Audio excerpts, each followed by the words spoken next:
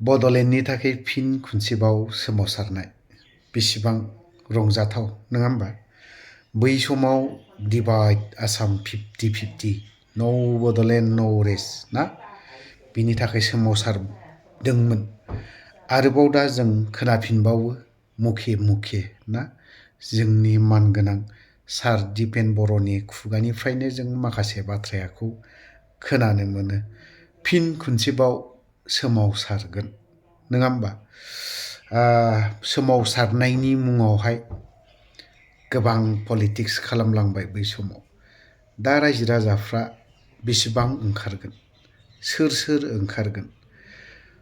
साननो गोनाङा बिसो थांनाय जिहेतु गोजोन गोरोबथा जानानै थांनाय बावहाय जोंनो बड'लेण्डखौनो नांथारला होननानै सागानखौनो होना फैबायबा अबसे जों माब्लाबा सार दिपेन बर'नि खुगानिफ्रायबो जों खोनायो। सार दिपेन बर'खौ दा बुंब्ला गोबां बाथ्रा ओंखारगोनलै आं बेसे गिलायलांसै दाना। बे नंखाय बाखाय इउटिउबार होनलायनानै बायदिसिना बुङोना बैसोरखौ एसे गिलायलांसै आङो। मालाबा दुदुब दादाब बुजानोबो गिलायलाङो। माने दाना आरो जोंफोरखौ केसबो होलायलांसैना मानगोनांफोरनि दैदेनगिरिफोरखौ बाथ्रा बुङोब्लानो। एक्सुवेलि जोङो साननो गोनां जाना फैदों। फिन जुदि बड'लेण्डनि थाखाय सोमावसारदोंबा मानो खनसेयावनो फुल स्टप मारिनानै फैखो? माब्लाबा बिथांमोननिफ्राय ओंखारो दे दुखु नाङो। आं गोलाव बाथ्रा बुंनो साना। जोंना मानगोनां श्रीजुत दिपेन बर' सारनि माखासे कयेकथा खोथा बाथ्राखौसो एसे होना होनि। माबायाव निउसाव ओंखारदोंमोन एसे दामना होनि आं। मोनसे एकर्डखौ मावफुंनायनि थाखाय बेबायदि कुनु टाइम लिमिट थाया। किन्तु खोथाया जाहैबाय जे जोंनि प्रायरिटिया 2020 उनाव दुलाराय बर' फरायसा आफादनि टप मोस्ट प्रायरिटि एजेन्डायानो जाहैबाय जे बिटिआर एकर्डखौ इमप्लिमेन्ट खालामनांगौ। जेरैबायदि 2003 बिटिसि सुक्तिनि उनाव हाग्रामा महिलारि बिथाङा पावाराव फैनायनि उनाव एबसुनि प्रेसाराथ' दङ। जातीय संगठन आरो बे एकर्डखौ समर्थन होग्रा आफाद हिसाबै जिहेतु आन्दलनखौ ज' खालामदोंमोन। किन्तु बै समाव एबसुआ सहि होआखै, एबसुआ मानो सहि होआखै बेफोरखौ दा पलिटिकेल मोनसे कुइसनबो खालामो। खोथाया जाहैबाय जे एबसुआ एनादार टाइमनि थाखाय आलादा रायजोनि आन्दलन खालामनांगौ बेखायनो सहि होआखैमोन। आरो बै समाव बुजाबुजिनि गेजेरजोंनो जादोंमोन। दा हाग्रामा महिलारिया माखासे एकर्डनि दफाखौ मावफुंबाय, माखासेखौ मावफुङाखिसै, माखासे आद्रा थाबाय। जों लुबैयाखै आरो जोङो मोनसे वाचडग बायदि नोजोर होनानै प्रेसार बिल्डिं खालामनानै गणतान्त्रिक भाबै जोंनि आवाजखौ जोङो प्लेस खालामदों, आर्गुमेन्ट प्लेस खालामदों। इभेन जों बे लेभेलसिमबो बुंदों जे एकर्डआ टाइम बाउन्ड इमप्लिमेन्ट जायाबा एनादार टाइमनि थाखाय आन्दलन जागोन। आन्दलना जाहैबाथ' सेपारेट स्टेटनि थाखायनो जागोन। क्लियार काट बेयाव खुनु लाखोमानाय सिखोमानाय गैया। दा जिहेतु मोनसे टाइम फ्रेम थायो, दा बेखायनो जोंनि जि मोनसे कर्डियेल जि रिलेसन भारतनि प्रधान मन्त्रिखौ दाख्लै जोङो महोत्सबआव खाथियाव मोनबाय।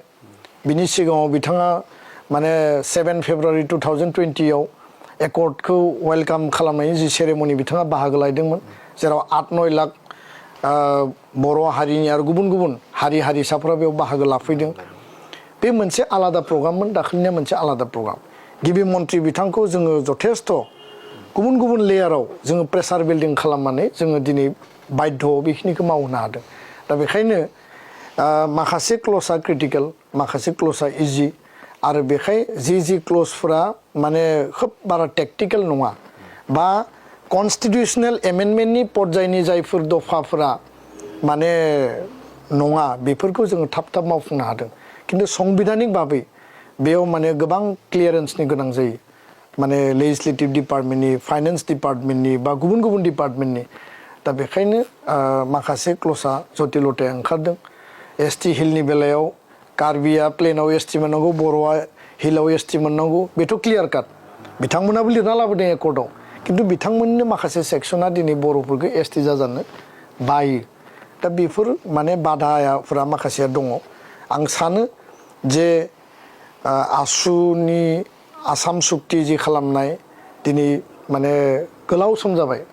प्राय माने 35 बोसोर बारबाय दिनैसो आसाम एकर्डनि माने बिप्लब शर्मानि रिपर्ट बायदि 62 जिफोर माने बिप्लब शर्मानि रिकमेन्डेसन दङ जे आसाम एकर्डखौ मावफुंनायनि थाखाय 6 नम्बर दफाखौ मारै मावगोन 10 नम्बरखौ बोरै मावगोन असमिया पिपल नायनि डेफिनेसना मा दिनैसो आसाम सरकारा 42टा रिकमेन्डेसनखौ फुल फेजेड मावफुंनायनि थाखाय बिथांमोना खामानि मावनो सिद्धान्त लादों व्हेरेस प्रफुल्ल महन्तआ माने गिबि इलेक्शनाव हितेश्वर शइकिया माने एकर्डनि उनाव माने सरकार सिमफायनानै फ्रेश इलेक्शन पार्टिनायनि उनाव प्रफुल्ल महन्त एकर्ड सिगनेटरिया आसुनि बै समनि आफादगिरिया माने मासि लादों 5 बोसोर सरकाराव बिथांमोना कमप्लिट खालामासै नेक्स्ट टार्माव हितेश्वर शइकिया फैबाय बिनि उनाव खेबसे आरो टार्म मोनबावबाय दा गावनि सरकार गावनो खालामनाय सुक्ति बिथांमोना बै टाइमाव मावफुङाखै कंग्रेसनि टाइम थांबाय तरुण गगैनि फैयै फैयै दिनै बिजेपिनि सरकाराव जायफोरा सिगनेटरि नङामोन जायफोरा माने बे एकर्डजों बारा डाइरेक्ट थोंजों लिंक गैयामोन आइडिअलजिया आलादा पलिटिकेल पार्टी जातीय आफाद किन्तु दिनै डक्टर हिमन्त बिश्व शर्मानि सरकारा आसाम सुक्तिनि माने ए टु जेड बिथांमोना मावफुंनो थाखाय दारिकुमा मावफुंनो थाखाय दिनै इनिसिएटिभ लादों दा बेखायनो जोङो नागाराखै नागारनायनि बाथ्रा गैया आसाम एकर्डआ जि डिले जादों बे डिले जानायखौ जों लुबैया जोंनि एकर्डआ टाइम बाउन्ड इमप्लिमेन्ट जानांगौ बेखौ लानानैसो जोङो फकास पइन्टआव खामानि मावदों आरो जोंहा बेयाव इसेबो माने मेंनाय आरो जिरायनाय गैया एकर्डआ इमप्लिमेन्ट जानांगोन आरो बिनि थाखाय सरकारखौ नारसिननायनि बेलायाव एबसुनाय माहारियारि आफादा जोङो थोंजोङै गोख्रोङै हाबा मावलांगोन